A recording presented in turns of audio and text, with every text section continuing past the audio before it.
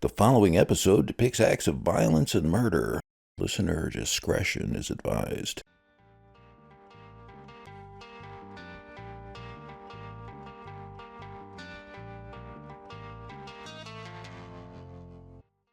It's around 1 a.m. on January 13th, 1993. Worcester Police officers arrive at the Public Inebriate Program, or PIP, shelter in Worcester's main south neighborhood.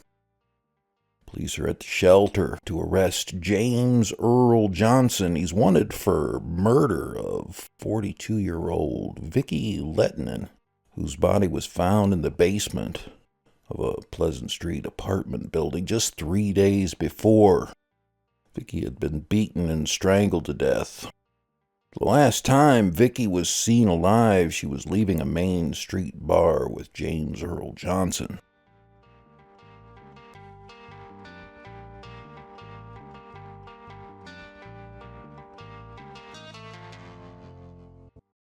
Unsolved Worcester is brought to you by the following sponsors. Follow the crowd through the doors of Donut Homies and say hi to Haley Noel, the donut queen of Worcester's Canal District. This month, the Specialty Donut Shop features special Easter-themed flavors like Cocoa Nest and Rainbow Peep. Donut Homies is open inside the Worcester Public Market at 160 Green Street every Wednesday through Sunday at 11 a.m. Online ordering with delivery and pickup options is available at donuthomies.com. Follow Donut Homies on Facebook and Instagram for monthly menu drops, specials, and more. Donut Homies, everything sweeter with the homies.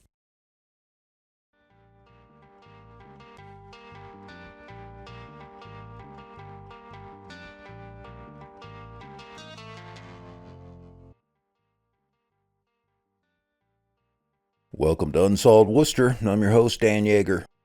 In today's episode, we share the unsolved murder case of 42-year-old Vicki Lettman. One of 10 unsolved murders we'll be exploring during Season 4 of Unsolved Worcester. Vicki's body was discovered by a tenant in the cellar of an apartment building at 115 Pleasant Street on the afternoon of January 10th, 1993. Police believe Vicki was killed in the early hours that same morning. She'd been strangled to death and she was severely bruised and beaten. Vicki's murder was Worcester's first homicide of 1993. Unsolved Worcester takes a deep dive every Tuesday and Thursday at unsolved murders and missing persons cases under investigation by the Worcester Police Department's Detective Unit. Our goal is to remind residents of the Worcester area, both past and present, that there are dozens of unsolved homicides and missing persons cases that need resolution. We hope we can be the spark needed to solve a case. Be sure to visit Unsolved Worcester on Facebook, Twitter, and Instagram, and listen to all episodes for free at unsolvedworcester.com on your favorite podcast streaming platforms, and watch our accompanying videos on YouTube.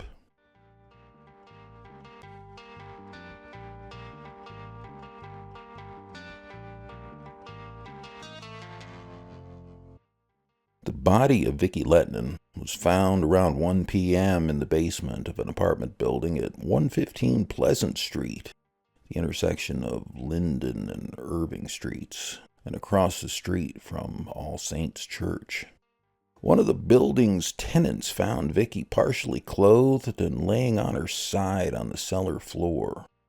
When Worcester Police arrived, they initially thought Vicki had been homeless and may have been trying to escape the cold.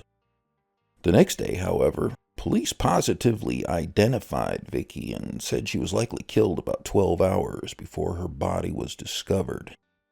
Police also initially believed Vicki may have been killed somewhere else.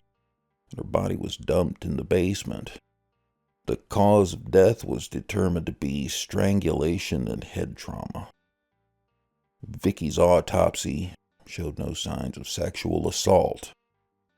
Police didn't find a weapon in the basement.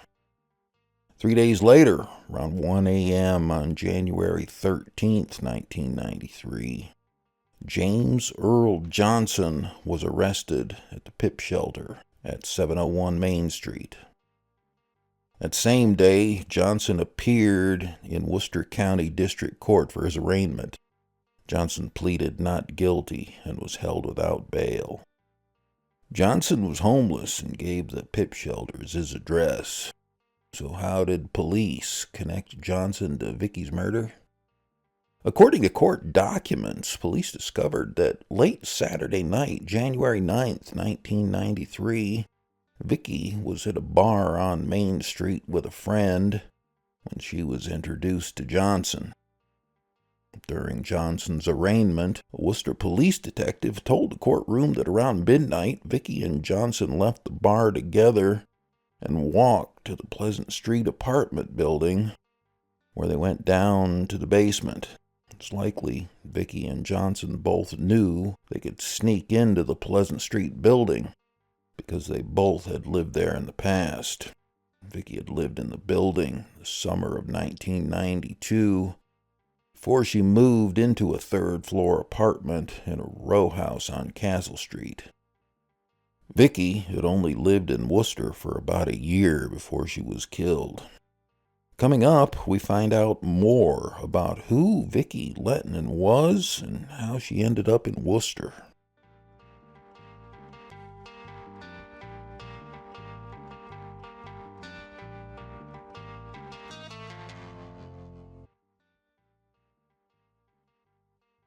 Vicki Lettman was just 42 years old in January 1993 when she was found murdered in the Pleasant Street apartment building basement. Vicki was originally from Danielson, Connecticut. She was divorced and had 2 children, ages 12 and 14, when she died. She had been divorced from her ex-husband, Victor Lettman, for about 8 years when she moved to Worcester. Victor told the Telegram and Gazette that Vicki had been working as a cook in a New Jersey restaurant before moving to Worcester. He said Vicki liked art and gardening. Vicki lived in Worcester for about a year. It's unclear where she lived when she first arrived in Worcester. She spent less than a month in June 1992 living at 115 Pleasant Street, the apartment building where her body was discovered several months later. It's believed she moved into the third-floor apartment at 8 Castle Street in the summer of 1992. When Vicki's body was found in the cellar on Pleasant Street, police had mistaken her age for someone in their early 20s. She was found partially clothed with what police described as questionable bruise marks. A tenant in the building described Vicki's body as in a grim state. James Earl Johnson, the man police believed was responsible for murdering Vicki, would have his day in court just days later. On January 13th, 1993, 3 days after Vicki was found murdered, James Earl Johnson was ordered held without bail at the Worcester County Jail and House of Corrections. He pleaded not guilty to first-degree murder. Nearly a month to the day Vicki's body was found in a Pleasant Street basement, the fate of her assumed killer would be decided by a Worcester County grand jury. On February 11th, 1993, the grand jury returned a no bill in the case against Johnson, citing insufficient evidence presented by the prosecution. A no bill meant Johnson would be indicted and would be released from custody. The very next day, however, Johnson was arraigned on larceny and cocaine possession charges. He was held on a $500 bail. 5 years later, in January 1998, Worcester Police Deputy Chief James Gallagher told the Telegram and Gazette the WPD believed they had the right man responsible for murdering Vicki Lettman in James Earl Johnson. He said it was likely no one else would ever be charged. 25 years later, Gallagher is still right. No one else was charged in Vicki's murder. But it wasn't the last we would hear the name James Earl Johnson.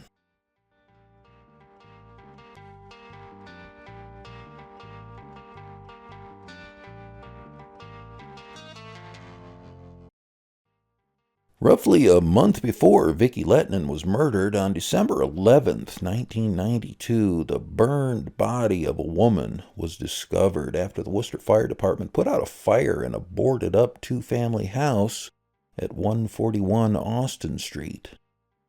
The body was so badly burnt, police were unable to immediately identify it. But within a week, after dental records had been examined, the victim was identified as 30-year-old Denise Como. Denise had been strangled to death, and then her body was set on fire. Denise's murder was the 13th homicide reported in Worcester in 1992. Denise was homeless, addicted to drugs, and had been arrested twice for prostitution in 1992. But she was remembered by other homeless people at the Mustard Seed on Piedmont Street as pleasant and quiet and very kind.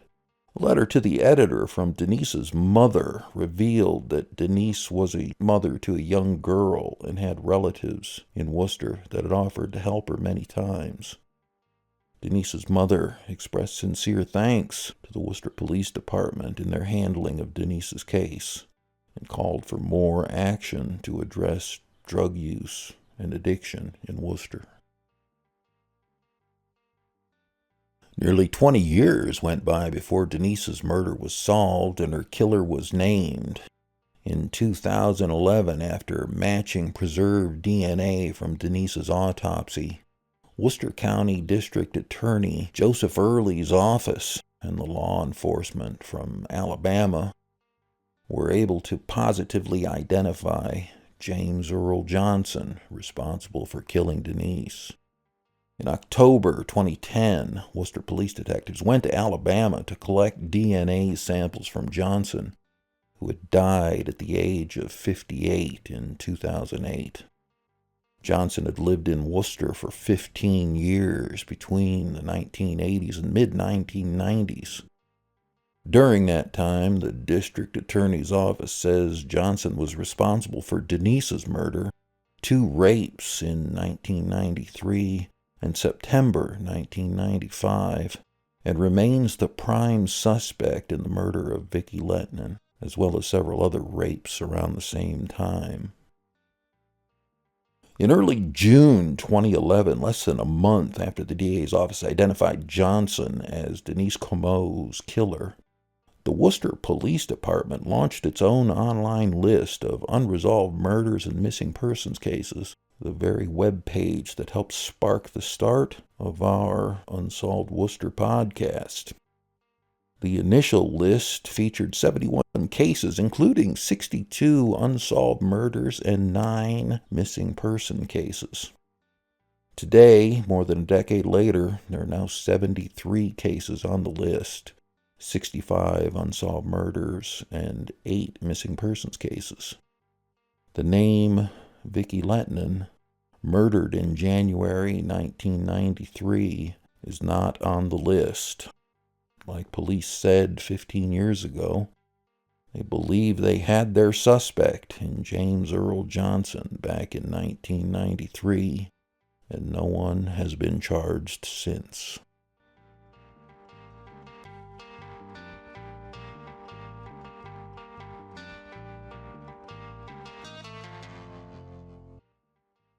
Thank you for listening. I'm Dan Yeager. Don't miss another episode. Click the notification button to get alerts when new episodes of Unsolved Worcester drop.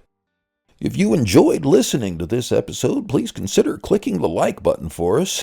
And if you subscribe, the next episodes will show up in your feed. Click the bell on the right and select all, and you'll get a notification of when the next episode is ready. If you have any thoughts you'd like to share, please leave them in the comments below. We do read them all and respond to as many as we can.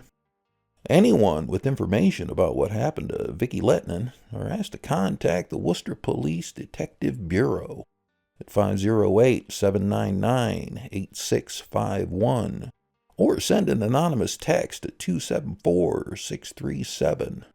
Write TIPWPD plus your message or send an anonymous web-based message at worcesterma.gov/police. Come back on Tuesday for episode 5 of Unsolved Worcester Season 4, the September 1991 murder of 28-year-old Bruce Wood. Bruce was robbed and stabbed to death in downtown Worcester in front of his 5-year-old son. Special thanks to Worcester Public Library, the Worcester Police Department, the City of Worcester, and our sponsors for making this possible. Information on the murder of Vicki Lettman was gathered from multiple resources, including the Telegram and Gazette, Worcester Magazine, the Worcester County District Attorney's Office, and more. The Unsolved Worcester podcast music is provided by Tom Lebelzik of the Worcester Jazz Collective. This episode is written and produced by Pat Sargent. Drone footage provided by Ron Scott at New England Skypics. Videography and editing by Colin Turner. Sponsorship information announcer Chandler Walsh. This program is supported in part by a grant from the Worcester Arts Council and the National Endowment for the Arts. To find out more about how National Endowment for the Arts grants impact individuals and communities, visit www.arts.gov.